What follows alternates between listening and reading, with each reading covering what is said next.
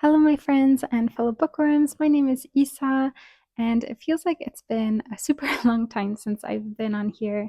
I've been really excited to talk to you all about the amazing books that I read in October, but it was also a very busy period and still is in my life right now. But luckily, it's all the good kind of stress. For example, aside from having some very nice reads in October, I also got married. We had the chance to go to Stockholm for a long weekend, and that's where we had the wedding in the Stadshuset, so the town hall there. And I've got to say that while I was obviously expecting it to be a very meaningful moment for my husband and I, and also for spending time with family, I wasn't expecting it to be quite as magical as it was, since it's just the legal ceremony, it's just signing papers.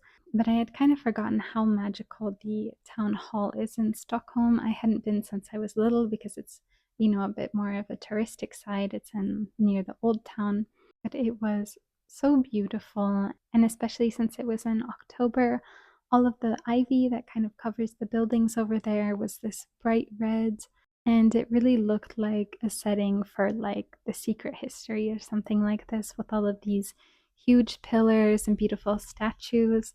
I'll make sure to include some photos. So, yes, a very magical but very busy time.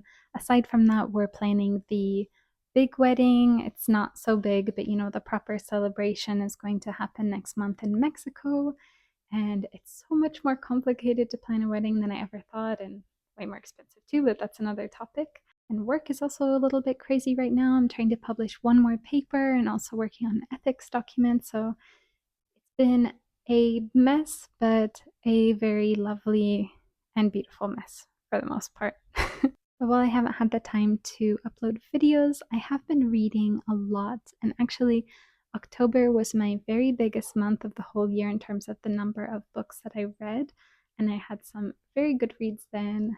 And spoilers, November has also been incredible. Today I'll be talking about just mostly the spooky October books. And then in next week, if not the week after, I will be talking to you about all of the amazing November books too. So without further ado, here are all of the books that I read in October. So going in chronological order, the first book that I read was The Tainted Cup by Robert Jackson Bennett.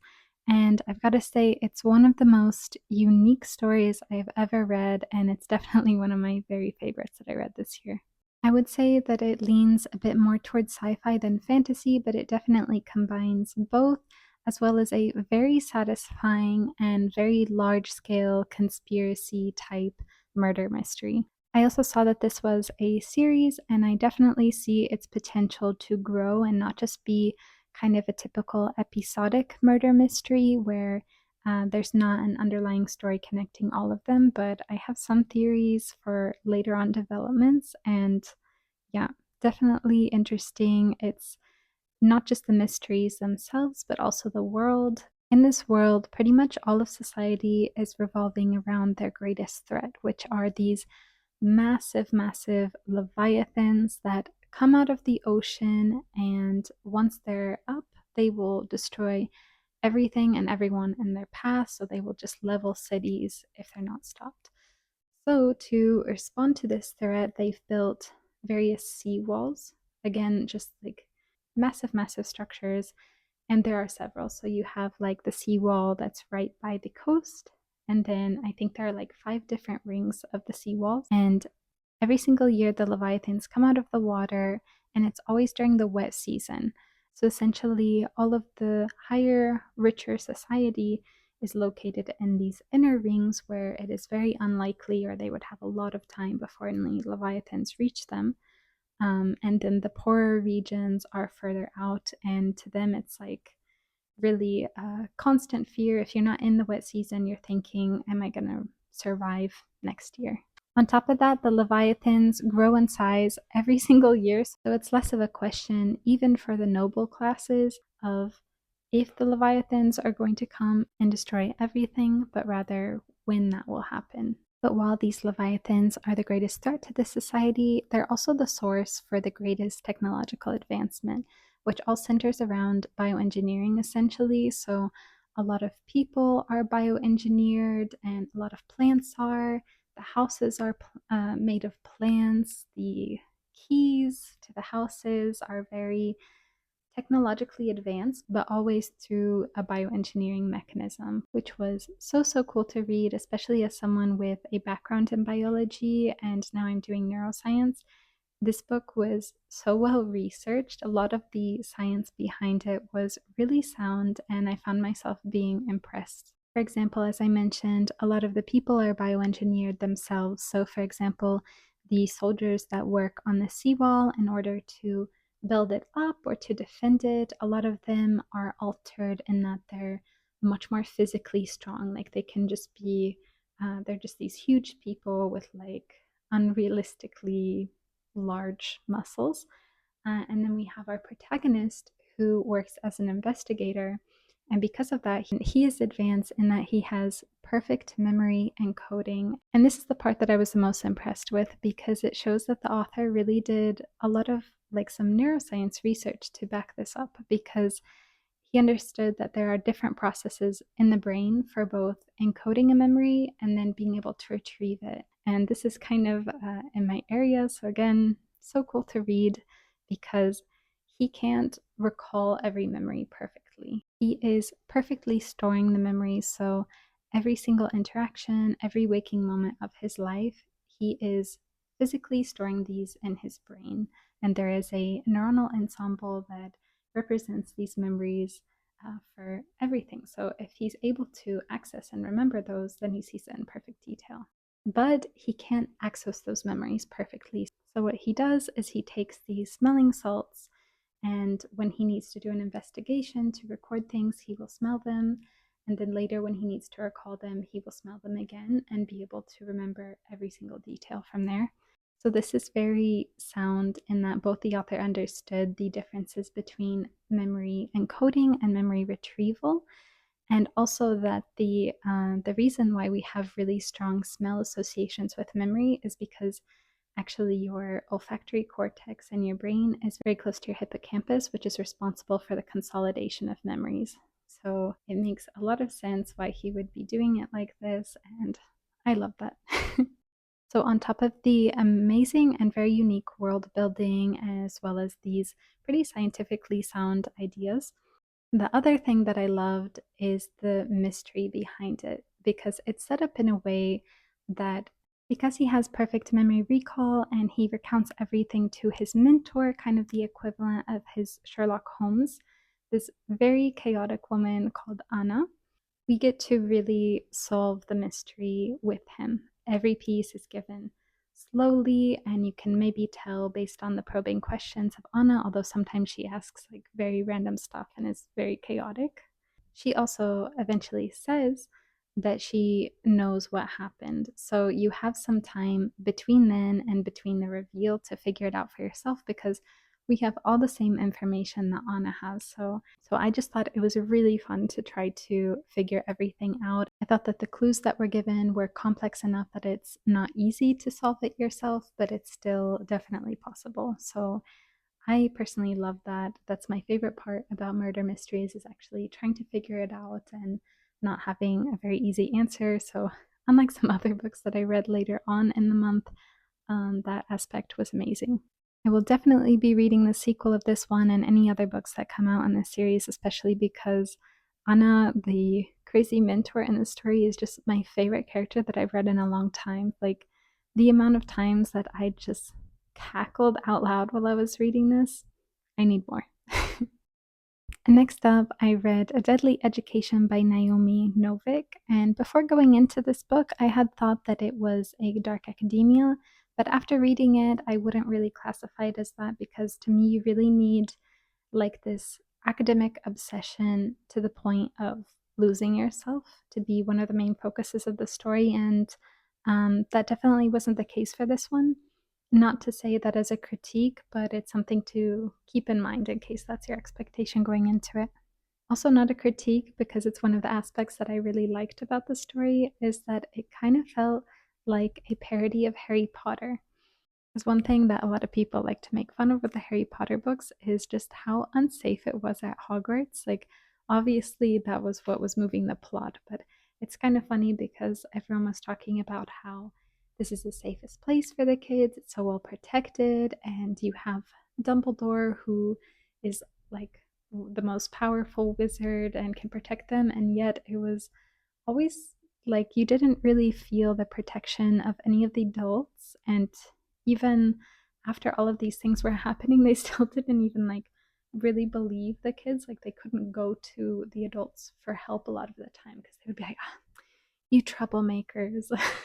But in A Deadly Education, it's also an extremely dangerous magical boarding school, but the danger is sort of the point, because in this book, the wizards and witches are essentially just a very delicious food for demons. So this would be the case with any wizards and witches, but they prefer to go after the children essentially because they taste better. Like they're a nicer vessel for these demons to get. So anywhere that you put these kids, they're naturally going to be demons that pop up. And the school is just littered with them. You can't go into the bathroom or sit at a desk in the back of a room without having to destroy one of them. They are super rampant. And essentially, the idea of the school is less about learning for just an academic purpose, but it's more of like this is a place where you can all get together. You have to form ties so that you can continue protecting each other from all of these demons. And it's a chance just to prove yourself by fighting them all off. And of course, there are some wards, but they don't do so much because, again, the kids in there are just too delicious for these demons. This was the second Naomi Novik book that I've read after Uprooted, which I really loved the first half, but then had a pacing issue. Um, with this one, I think I enjoyed it, but it wasn't so much more than okay for me. I think my favorite part of it was more so the humor. We have a very sarcastic protagonist, Galadriel, and I thought it was just so funny because she's sort of destined to be this all powerful dark sorceress. And it just comes natural for her. Like, whenever she's trying to come up with a very basic spell just to clean her dorm room or make a broom, something like this, she can only write spells that would completely level cities with super volcanoes. So I thought that was very funny. But aside from that, I didn't feel so much depth in the different characters, and I felt like the magic system wasn't very much explored either. So it was an entertaining read, and I'm not upset about it. But yeah, it was more of just an okay book. Okay, and onto the two Shirley Jackson books that I read in October. I read The Haunting of Hill House as well as We Have Always Lived in the Castle. So while they're obviously two very different stories, I kind of naturally compare and contrast them since I read them back to back, and because they do still have a lot of similarities. They're both sort of haunted house stories. Hill House is more of a traditional haunted house stories with literal ghosts, and We Have Always Lived in the Castle is more of a story about a haunting in a psychological sense. So, more so that it feels haunted because of the deeds that are there and the isolation. And also, aside from the house, a lot of the whole town itself that it's set in, and the townspeople who very much discriminate against this family. I really loved the both of these books. They were definitely both 5-star reads for me, and I loved the writing of Shirley Jackson. I think I only read The Lottery from her before, which is a short story, but I definitely want to read more from her in the future because I just devoured these. I especially loved the characters that she chose to put us in the heads of, because in both of these stories, they are sort of unreliable narrators. They're seeing things differently and for very different reasons. I have the feeling I haven't seen any topics about it, but for me, when reading We Have Always Lived in the Castle, the character read as maybe a little bit neurodivergent, or at least definitely with OCD, because I think the film adaptation of this, she was kind of doing actual witchy things, but it's very clear when reading the book that the reason that she's doing certain things is kind of just coming up with her own rules and following it through as a way to quell her anxiety. So that was very interesting to me. Very lush and beautiful atmospheres, although they're both of course, very tragic stories as well. Highly recommend if you are still in the mood for a nice spooky read. Next up, I have an audiobook which was Listen for the Lie by Amy Tintera. In the story, we are following a protagonist, Lucy, as she returns back to the small town which she sort of ran away from because she was suspected of killing her best friend. Now, she had been acquitted because there wasn't enough proof, but now we have a podcast host who is sleuthing and trying to reopen it back up to actually solve the murder. And it's especially that aspect which makes it a really good audiobook read, because we go back and forth between Lucy's perspective and then the podcast and its developments, but actually listening to it as if we were a viewer. So it was very immersive in that sense. The other kind of interesting hook for this story is that the protagonist actually thinks that she must have done it because she has no memory of that night, and since then she constantly hears a voice in her head that's telling her to kill people around her. So, reasonable assumption. I think what I liked the most about this book was just that it was told in podcast format and I was listening to it. I don't think I would have read it otherwise, just physically, because I'm not a big fan, first off, of the amnesia trope. It's not very realistic that people experience amnesia just for like a short period like that, and then how she suddenly remembers everything is, yeah, it's a little hard for me to suspend my disbelief at that point, and it feels a little bit of a cheap way to create an unreliable narrator. And the other thing that I wasn't a huge fan of either is the romance. It felt really forced and unnecessary. I just generally don't like, in general, murder mysteries when there's a sudden romance. Like, it always feels like a bit icky for some reason, and like really forced in there. So, not a big fan of that, but maybe it scratches someone's itch out there.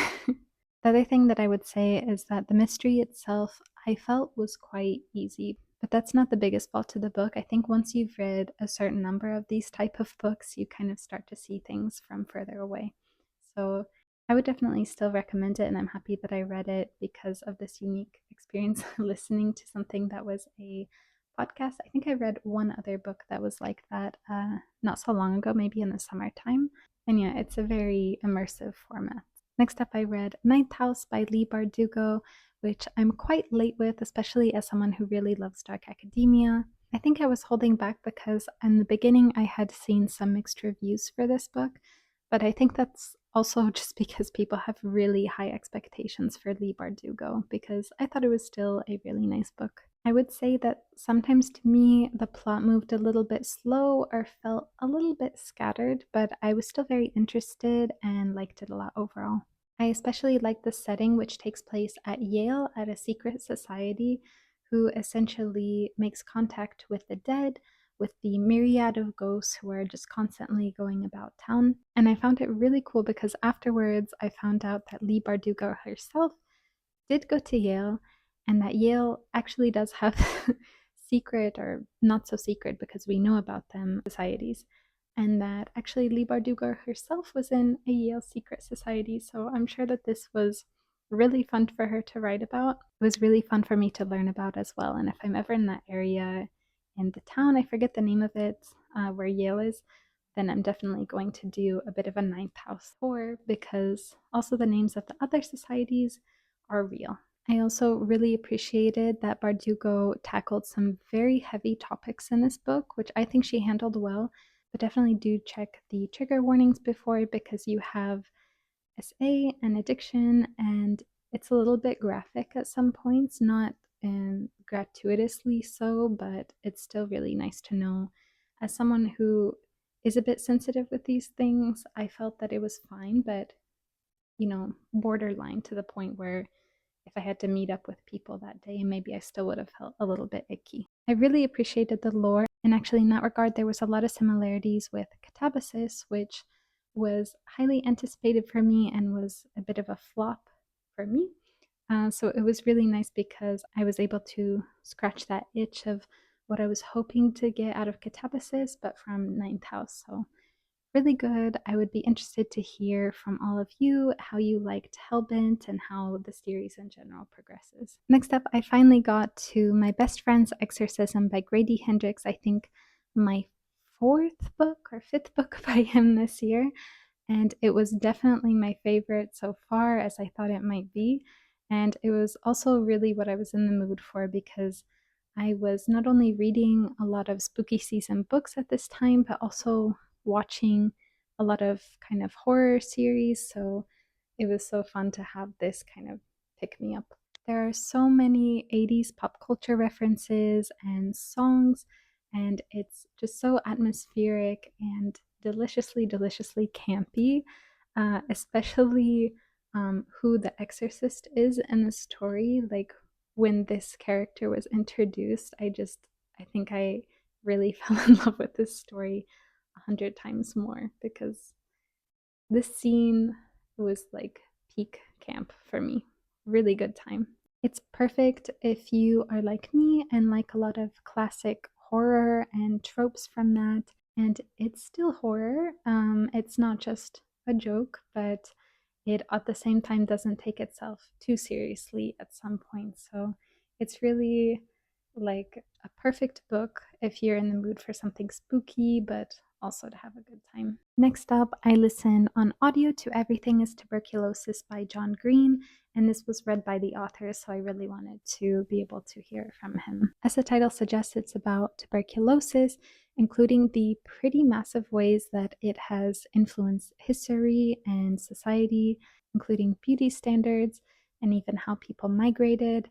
But then, more importantly, how despite it being a curable disease, it's still very rampant in some parts of the world, and how that reflects not just an issue with tuberculosis, but with the world at large, and how we turn away from certain populations because they're not a richer country. I was very glad to be made more aware of this topic, and in general, I just really love John Green. I think that he is the biggest nerd in the best way possible, and that when he's doing his research, you can just tell that he took every very, very tiny fact and presented it in such an entertaining way, because he finds joy in a lot of these small, very niche facts. So yes, really excellent book if that sounds good to you, and I highly recommend it on audio. Next up, I read The Spirit Bears Its Teeth by Andrew Joseph White, and this was a highly anticipated read for me because I saw really good reviews, and it has a very unique premise as well. We are essentially following a trans boy called Silas in a fantastical version of London where violet-eyed mediums can contact the spirit world. And this is a very, very respected position, with the caveat that if you're a woman, you can't really do this professionally. You're essentially just seen as a breeder, where like these wealthy men who want sons who will work as the mediums will want to, marry you so that you can give them sons. And obviously, being a trans boy, Silas really wants to get out of this. He's not interested in this. He's even not interested in being a medium. He just wants to work as a doctor and live his life. But that won't do, so he's sent to essentially an insane asylum for mediums. They call these women there that they have veil sickness, which is very pseudoscientific, and it's essentially just an excuse for them to, institutionalize them for a time and be able to bend them to their will. It's a lot like Hysteria, essentially. Overall, I would say that this is a very well written and very unique story. I think that I just wasn't going into it with the right expectations, because I was especially interested in learning about the magic system and what it is about being able to see through the veil gives you these purple eyes. But that part of the story isn't really the focus, and it's not really explored at all. I would say that you could even completely remove the magical aspect, and it's just about, the struggles of a trans boy at this time. So dealing with both transphobia and also with sexism, since like his body is female. So definitely it was a good book covering very important topics. So I recommend it if you're looking for more books that would go into that topic and that kind of horror that's more sort of situational and just the kind of horror where it's the lived experience of many people in the past. For me, it just felt a little bit too heavy than what I was looking for at that time, so I didn't enjoy it so much, but that doesn't make it a bad book. The last book that I read in October was another very highly anticipated book, and that was The Hacienda by Isabel Cañas. In the story, we are following Beatriz, who, out of desperation to find a home for her and her mother in the aftermath of the Mexican War of Independence, she marries a wealthy man who she doesn't love at all, and who actually was on the opposite side of the war, sort of as her father, a part of the same group who was responsible with the end of his life. But her and her mother were in a really desperate situation, so she just kind of swallows this and decides to go live with him on his hacienda. But it turns out that this hacienda is very much haunted. I really enjoyed this book, and I also found the Beatriz to be a very likable character. She's definitely not one of these characters in a horror movie who is constantly gaslighting themselves, even though they have plenty of evidence of things just being off around them. She trusts her instincts, and she really fights for her survival from the beginning, I would say. I kind of went into this book looking for something similar to Mexican Gothic, which was one of my very favorite books, if not my top book from last year. But I'm starting to learn that if you're reading a book in comparison to how similar it will be to another book, you're shooting yourself in the foot a little bit, because they're very unique stories. If they weren't, it would be plagiarism. So it wasn't on par with Mexican Gothic, but also they're completely different stories, even though they're both Mexican Gothic stories. I will say, though, that the mystery itself that's in this story was very easy, a little bit too easy for me, because, again, Beatriz is a very smart and proactive character, and there are some hints that she gets as to what happened to make this house haunted. That for me, I understood what happened pretty immediately, and I didn't understand why she didn't get it, because it was all right there. But she was very sleep deprived at that point, so maybe that could have been why. So there you have it. Those are all of the books that I read in October. It was a great reading month for me. I hit the spooky season very hard with this and with all of the series and films that I was watching as well, even to the point where normally I finish the season and even the winter feeling like, oh, I didn't get to all of the spooky books that I wanted to read. But I think this time, because I was consuming it in so many different ways, I felt very satisfied by the end of October, to the point where now in November I've been going back to normal general fantasy, and I'm very happy with that, because the books that I'm reading this month and right now are incredible, and I'm so excited to talk to you about those next time. I would love to be able to catch up with you all some more and hear about the books that you've been reading so far. What sort of books did you read for the spooky season, and what are you reading right now? Let me know below, and otherwise, I will see you next time.